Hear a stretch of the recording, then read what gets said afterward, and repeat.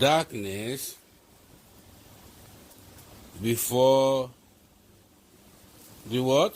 The light. Darkness before the light.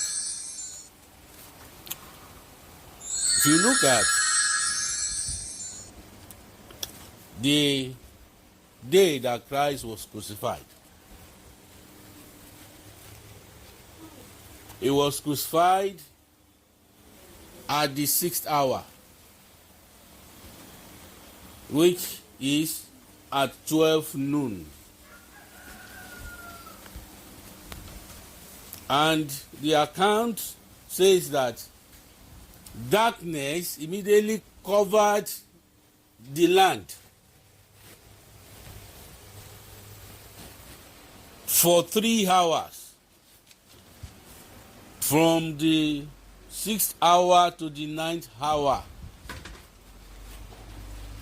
which is to say that there was darkness over the land for those 3 hours, and when the 3 hours expired, light manifested.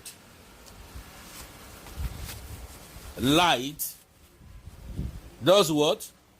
Manifested. So the darkness came before the light. If you look at the book of Matthew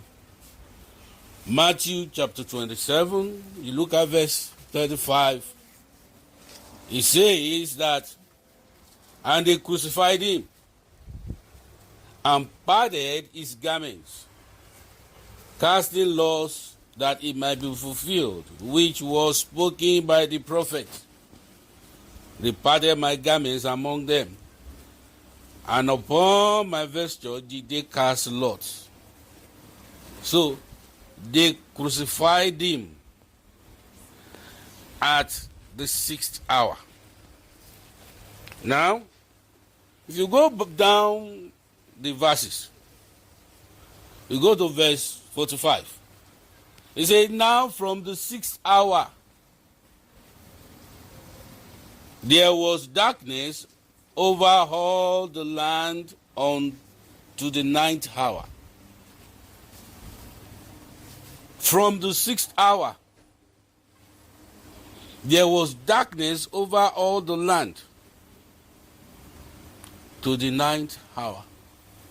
He was crucified at the 6th hour, and the moment he went on the cross and the nails were on his right hand, on his left hand, on his feet, and the crown of thorns was on his head, and the injury to the side, darkness covered the land for 3 solid hours.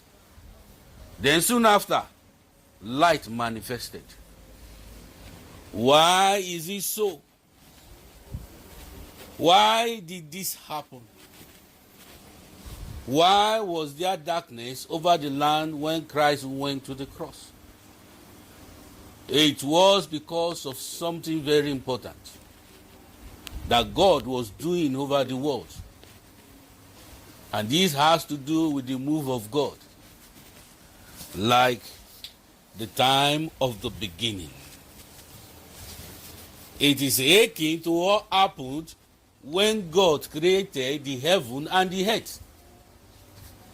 So, what happened at that time shows a new beginning begins to happen over the world. A new power has taken over. There is darkness at the time, but now light is taking over. Before he went to the cross, Satan ruled. Satan held sway. Satan dominated man. The powers of darkness dominated man. So at that moment, knowing what Christ stands for, that light is coming to the world, the powers of darkness again went to work, trying to subvert the will of God. The darkness was not just a shade of darkness. It was a move of the powers of darkness. So they went to work for those 3 hours, trying to subvert the plan of God for salvation and redemption for mankind. But a new beginning was about to be heralded. And indeed, a new beginning was heralded. Suddenly, light showed up after 3 hours, which is at the 9th hour. And light by Christ again began to reign and rule over the world. If you look at the book of Genesis, it says, in the beginning God created the heaven and the earth. And the earth was without form and void. And darkness was upon the face of the deep. Darkness covered the earth. So as it was in the beginning, when darkness held sway over the earth, it happened again when a new beginning was to take place by Christ Jesus. In the beginning was the beginning. When Christ went to the cross, it was a new beginning. And for that new beginning to manifest, darkness will have to go to work again, just like in the beginning. But yet, light manifests after darkness and subdue darkness. So, verse 2 says, and the earth was without form and void, and darkness was upon the face of the deep. And the Spirit of God moved upon the face of the waters, as darkness was at work. From the 6th hour to the 9th hour, the Spirit of God was at work. There was a battle going on. Battle between darkness and light, of which we subdued the other. But after it all, the light subdued darkness. From the 9th hour, light manifested. So Genesis 1:2 says, and the earth was without form and void, and darkness was upon the face of the deep, and the Spirit of God moves upon the face of the water. Verse 3, and God said, let there be light. And there was light. Darkness before the light.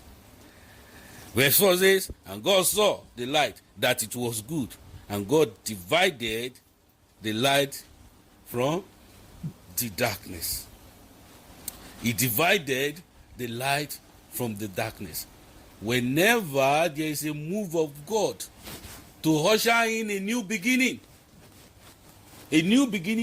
of glory, a new beginning of blessing, a new beginning of grace, darkness will go forth before the manifestation of this glory. Darkness will manifest first before the light. Whenever you are to experience sudden breakthrough, upliftment, and expansion, whenever the will of God is to become manifested over your life, darkness first will ooze out to try to subdue this will of God for your life. But as you stand in the Lord, the light will manifest and subdue the darkness. The darkness will only manifest for a season. And in the manifestation, it's not in the manifestation to subdue you. They will only try, but they cannot subdue the power of the light. They will only try, but they cannot subdue the children of the light. So long you remain in the light, the glory of the Lord will manifest.